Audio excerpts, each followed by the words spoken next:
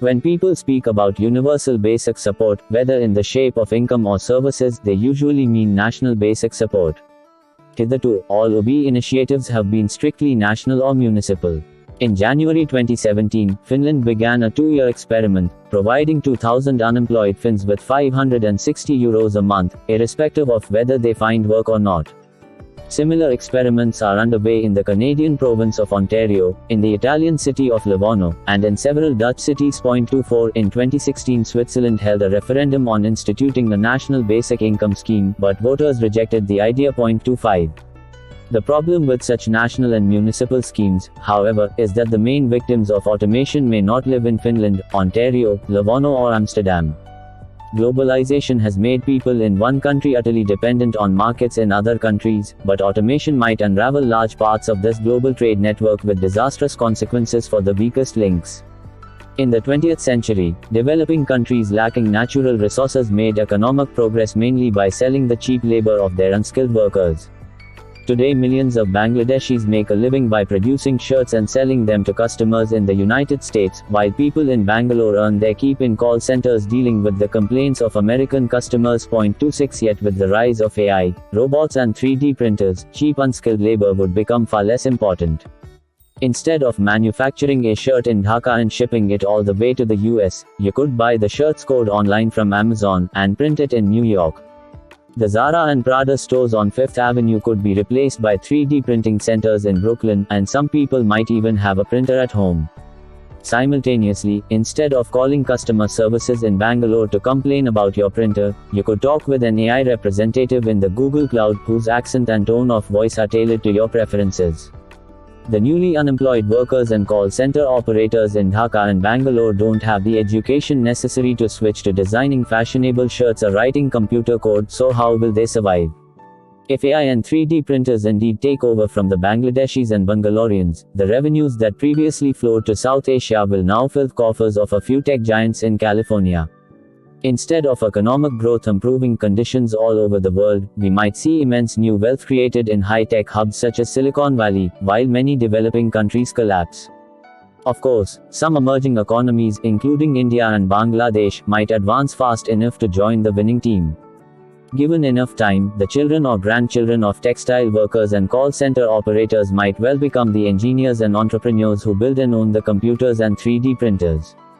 But the time to make such a transition is running out. In the past, cheap unskilled labor has served as a secure bridge across the global economic divide, and even if a country advanced slowly, it could expect to reach safety eventually. Taking the right steps was more important than making speedy progress. Yet now the bridge is shaking, and soon it might collapse. Those who have already crossed it, graduating from cheap labor to high-skill industries, will probably be okay. But those lagging behind might find themselves stuck on the wrong side of the chasm, without any means of crossing over. What do you do when nobody needs your cheap unskilled laborers, and you don't have the resources to build a good education system and teach them new skills? 27 What then will be the fate of the stragglers? American voters might conceivably agree that taxes paid by Amazon and Google for their US business could be used to give stipends or free services to unemployed miners in Pennsylvania and jobless taxi drivers in New York. However, would American voters also agree that these taxes should be sent to support unemployed people in places defined by President Trump as shithole countries? 28 If you believe that, you might just as well believe that Santa Claus and the Easter Bunny will solve the problem. What is basic?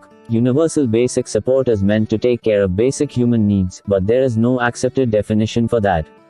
From a purely biological perspective, a sapiens needs just 1,500–2,500 calories per day in order to survive. Anything more is a luxury.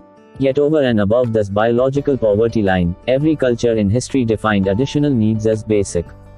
In medieval Europe, access to church services was seen as even more important than food, because it took care of your eternal soul rather than of your ephemeral body.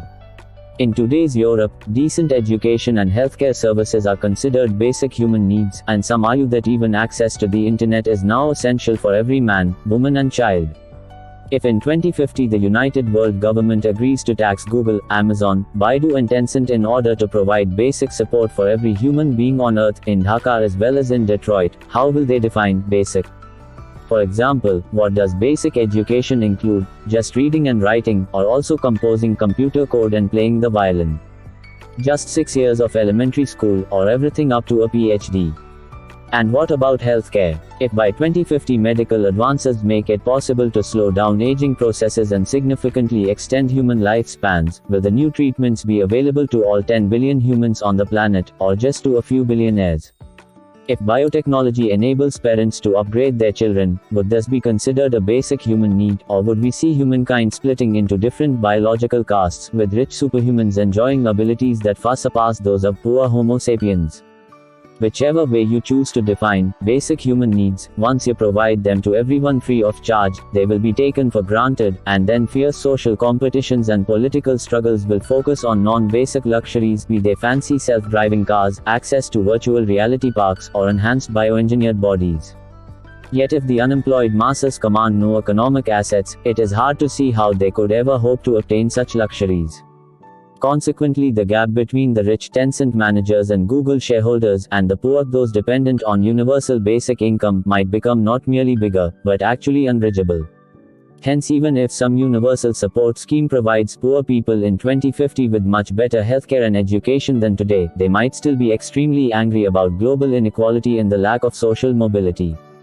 People will feel that the system is rigged against them, that the government serves only the super rich, and that the future will be even worse for them and their children. 9 Homo sapiens is just not built for satisfaction.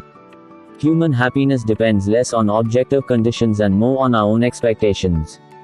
Expectations, however, tend to adapt to conditions, including to the condition of other people.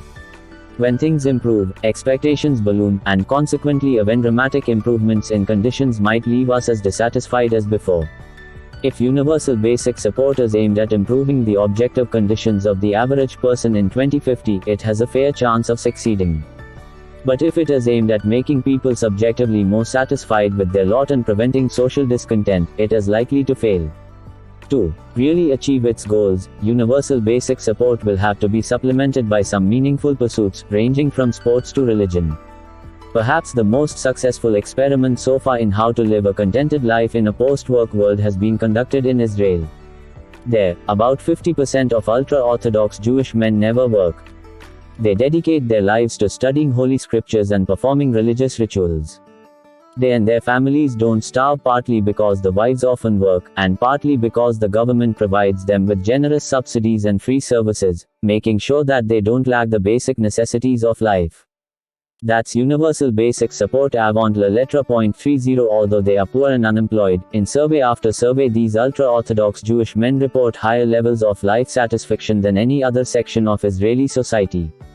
This is due to the strength of their community bonds, as well as to the deep meaning they find in studying scriptures and performing rituals. A small room full of Jewish men discussing the Talmud might well generate more joy, engagement and insight than a huge textile sweatshop full of hardworking factory hands. In global surveys of life satisfaction, Israel is usually somewhere near the top, thanks in part to the contribution of these jobless poor people. 31 Secular Israelis often complain bitterly that the ultra-Orthodox don't contribute enough to society, and live off other people's hard work. Secular Israelis also tend to argue that the ultra-Orthodox way of life is unsustainable, especially as ultra-Orthodox families have 7 children on average. 32 Sooner or later, the state will not be able to support so many unemployed people, and the ultra-Orthodox will have to go to work. Yet it might be just the reverse. As robots and AI push humans out of the job market, the ultra-Orthodox Jews may come to be seen as the model of the future rather than as a fossil from the past. Not that everyone will become Orthodox Jews and go to the yeshivas to study the Talmud. But in the lives of all people, the quest for meaning and for community might eclipse the quest for a job. If we manage to combine a universal economic safety net with strong communities and meaningful pursuits, losing our jobs to the algorithms might actually turn out to be a blessing. Losing control over our lives, however, is a much scarier scenario. Notwithstanding the danger of mass unemployment, what we should worry about even more is the shift in authority from humans to algorithms, which might destroy any remaining faith in the liberal story and open the way to the rise of digital dictatorships.